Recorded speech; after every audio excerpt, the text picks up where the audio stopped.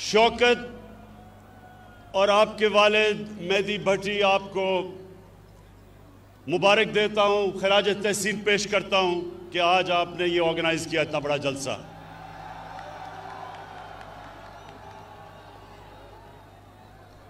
आज हमने हाफिजाबाद यूनिवर्सिटी और 400 बेड का डिस्ट्रिक्ट हॉस्पिटल बनाने का फैसला किया।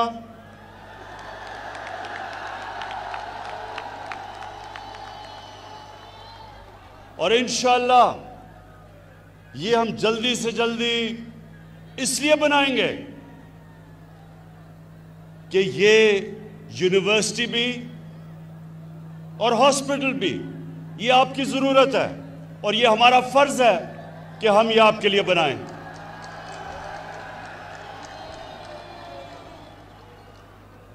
उससे ज़्यादा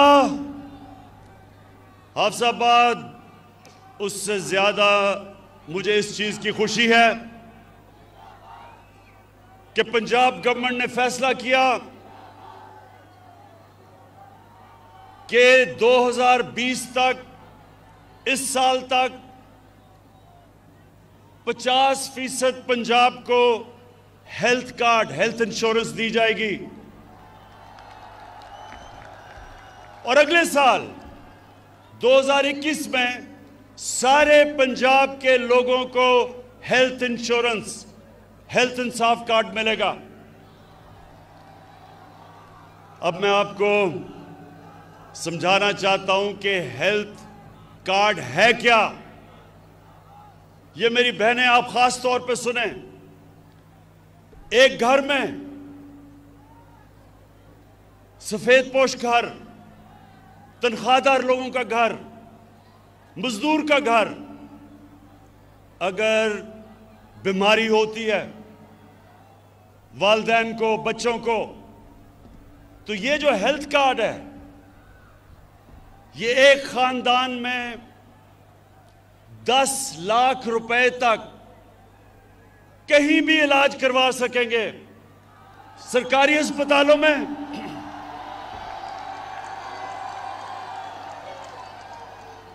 या किसी भी प्राइवेट हॉस्पिटल में।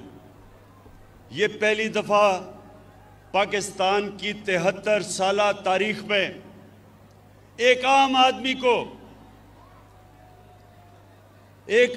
आदमी को एतमाद होगा कि अगर घर में बीमारी होती और पैसे नहीं, हमारे पास हेल्थ इंश्योरेंस होगी। मैं आपको ये बता चलूं हाफिजाबाद के लोगों कि दुनिया में अमीर तरीन मुल्कों में भी इस तरह की हेल्थ इंश्योरेंस नहीं होती जो आज पाकिस्तान में हमने फैसला किया कि केपी और पंजाब में हम लेके आए।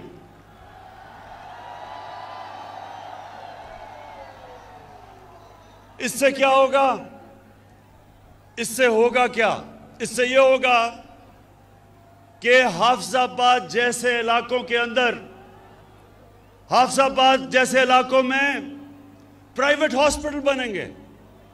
और प्राइवेट हॉस्पिटल इसलिए बनेंगे कि हेल्थ कार्ड की वजह से हर कोई इलाज करवा सकेगा। अभी सिर्फ देहातों में सिर्फ सरकारी अस्पताल हैं क्योंकि लोगों के पास पैसा नहीं। बड़े शहरों में प्राइवेट हॉस्पिटल है। इंशाअल्लाह अस्पतालों का सारे पाकिस्तान में, अभी तो खैर पंजाब में और पख्तूनख्वा में एक अस्पतालों का जाल पिच जाएगा ये हेल्थ कार्ड की वजह से। दूसरी चीज जो चीफ मिनिस्टर पंजाब ने बात की, जो उस्मान बुज़दार ने बात की कि पनाहगाह, हमने पाकिस्तान में पहली दफा शहरों के अंदर पनाहगाह बनाई। किसके लिए?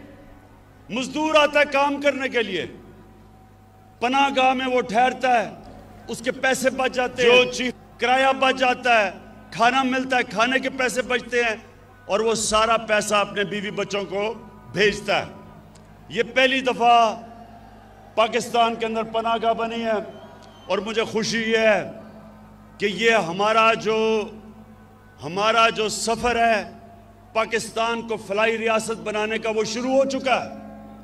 हम इंशाअल्लाह जो क्या काम करने जा रहे हैं, जो नया पाकिस्तान हाउसिंग का मतलब क्या कि आज तक अगर आपके पास पैसा है तो आप घर बना सकते हैं, अगर पैसा नहीं है तो किराए के घर में ठहरना पड़ता था। अब नए पाकिस्तान हाउसिंग का जो हमारा स्कीम है, और 2 साल हमें लगे, एक अदालतों में केस था फोरक्लोजर लॉ का, वो जीतने में। अब ये होगा कि बैंकों से 5% सूद के ऊपर हम पैसे लेंगे और वो एक 5 मरले के घर कोई भी बना सकता है 5% सूद पे, और लंबी किस्तें, यानी कि जो आप किराया देते हैं वो आप किस्तें देंगे और घर आपका अपना हो जाएगा, अपने घर पे छत हो जाएगी।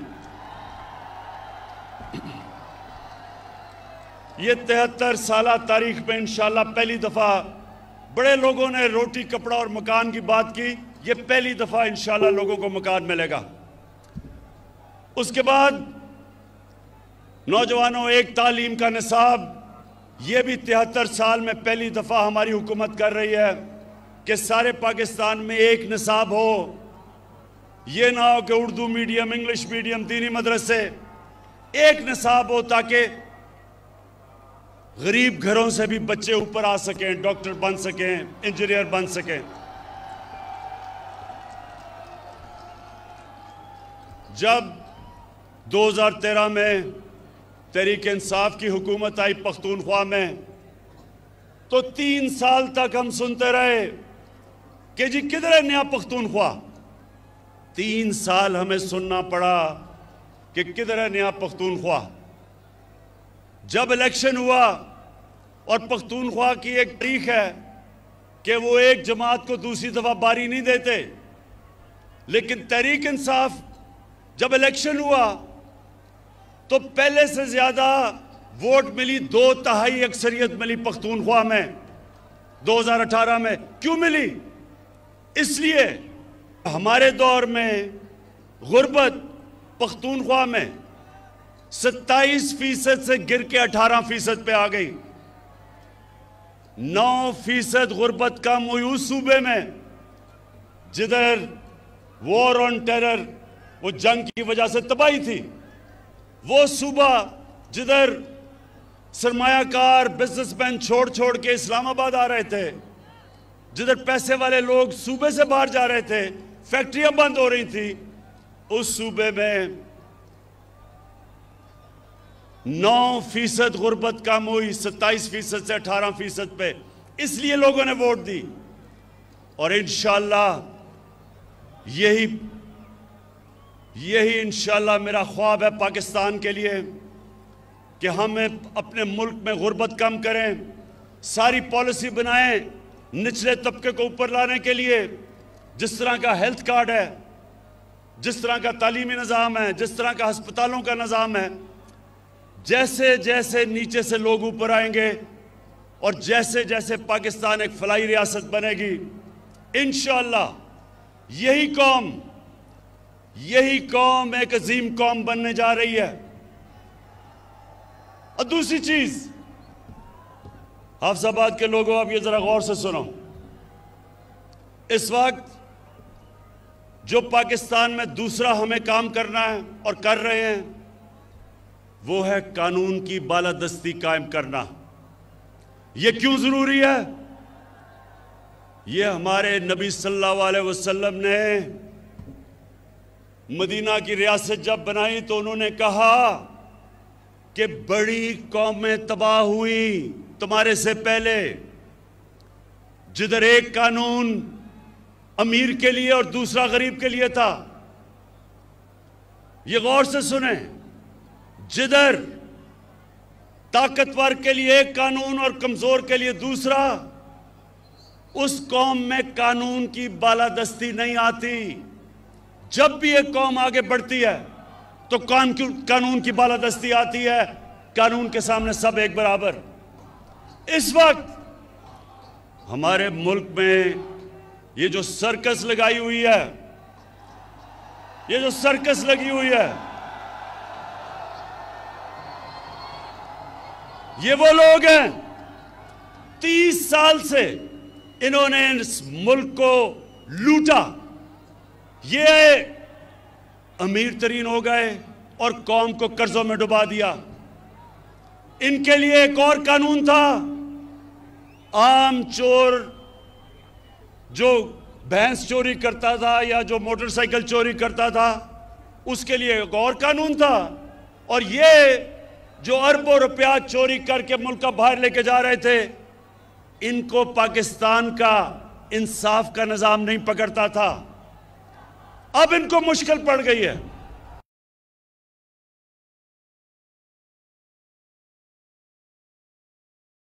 जो सब इकट्ठे हैं, मैं इन सारों को आज पैगाम देना चाहता हूं कि देखें, आज तक आपका उन लोगों से मुकाबला था, या वो उनको अपनी कुर्सी की ख्वाहिश थी, या वो आप ही की तरह करप्ट थे।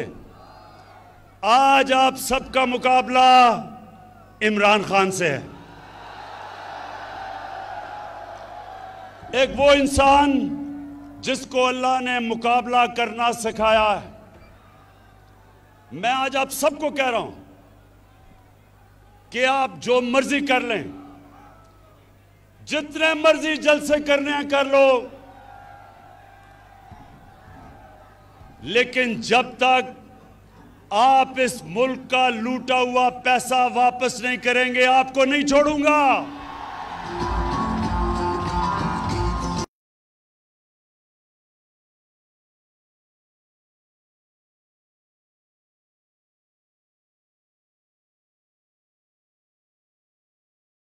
चलो चलो इमरान के साथ, चलो चलो।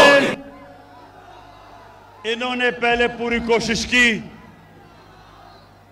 कि माशियत के ऊपर कहा जी माशियत खराब हो गई, इसको निकाल दो। फिर कहे जी महंगाई हो गई।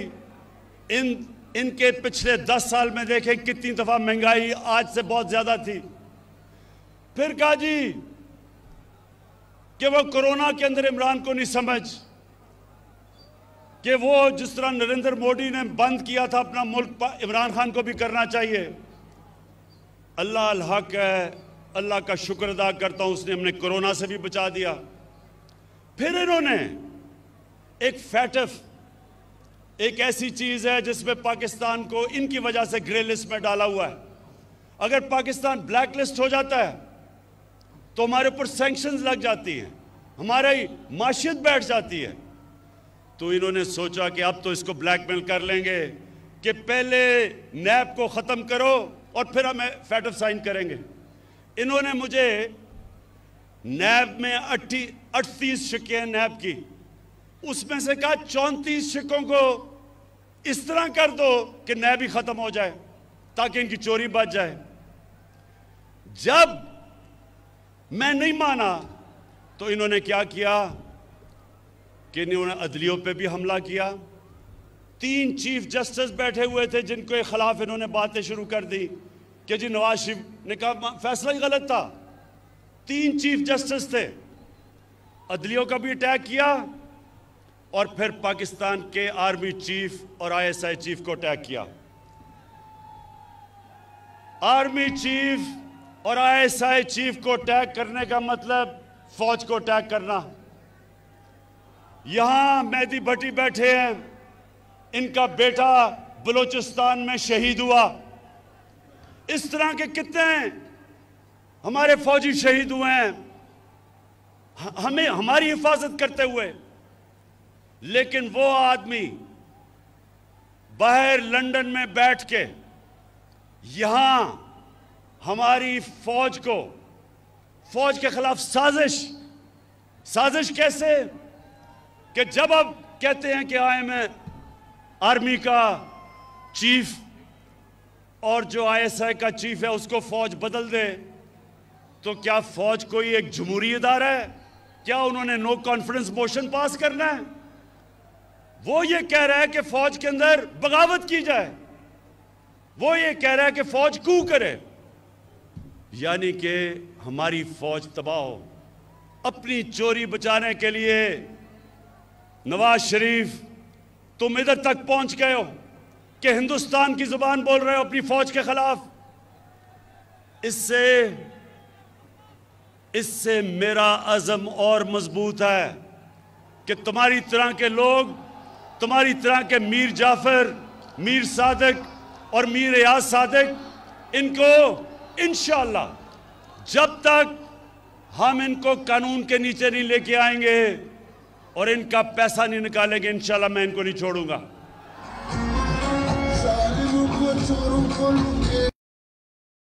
हकदार को दो, काम हर एक बेकार को दो, भूख रहे ना बीमारी, तहरीके इंसाफ तहरीके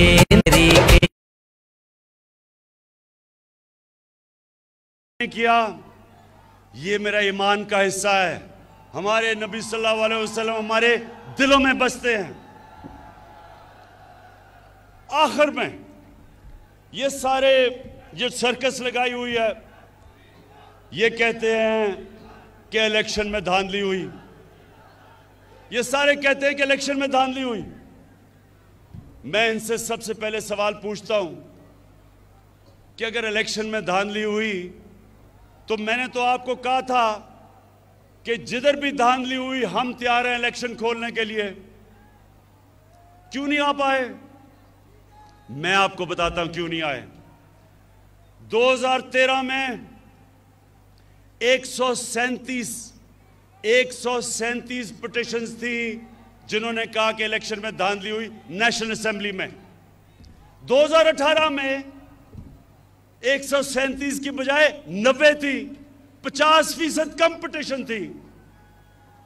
और नून लीग की सिर्फ 11 पिटिशंस थी पंजाब के अंदर और तहरीक इंसाफ की 14 थी। तो सवाल ये मैं पूछता हूं कि अगर धांधली हुई थी तो किधर हैं आपकी पिटिशंस? क्यों नहीं आपने कहा कि धांधली हुई? इलेक्शन कमिश्नर आपका, केयर टेकर आपकी, आपने सिलेक्ट किया था केयर टेकर इलेक्शन कमीशन, तो धांधली किसने की फिर? और जब मैंने आपको कहा था हम खोलने के लिए तैयार हैं, क्यों नहीं खोला? नौजवानों एक मेरी बात सुन लें। जब मैं क्रिकेट खेलता था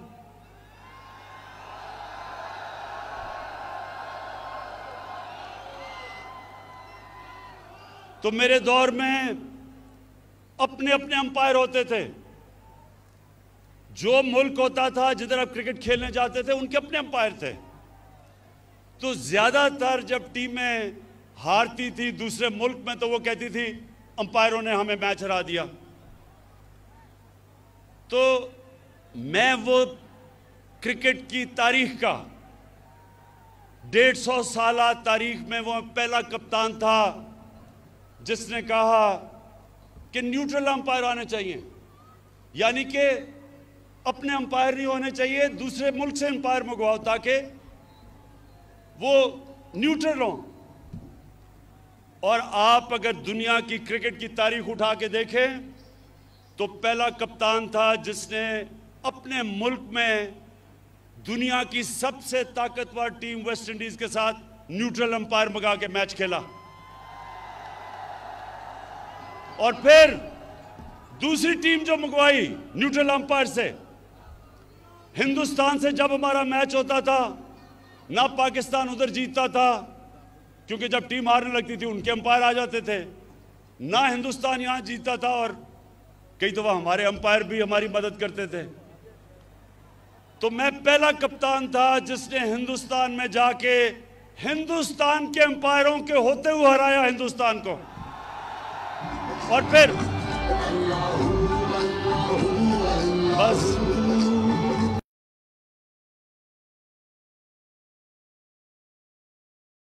इमरान के साथ तो हमने न्यूट्रल अंपायर से उनके साथ मैच खेला और हमारी वजह से आज दुनिया की क्रिकेट में न्यूट्रल अंपायर हैं।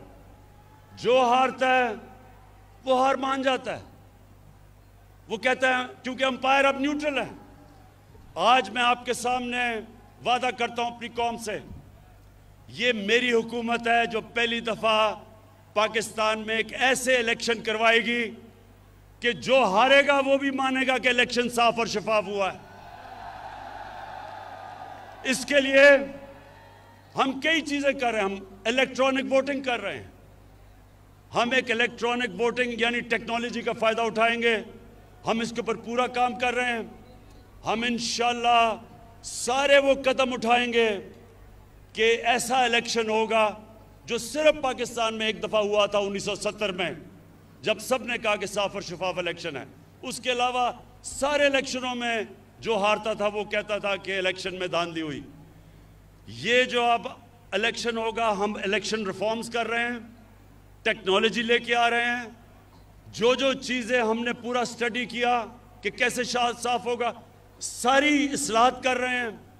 और इंशाअल्लाह जिस तरह क्रिकेट की दुनिया में मैं पहला कप्तान था जो न्यूट्रल अंपायर लेके आया, आज इंशाअल्लाह पाकिस्तान भी याद रखेगा कि वो हुकूमत आई जिसने पहली दफ़ा पावर में होते हुए साफ और साफ इलेक्शन करवा के भरपूर तरीके से इलेक्शन जीता। मैं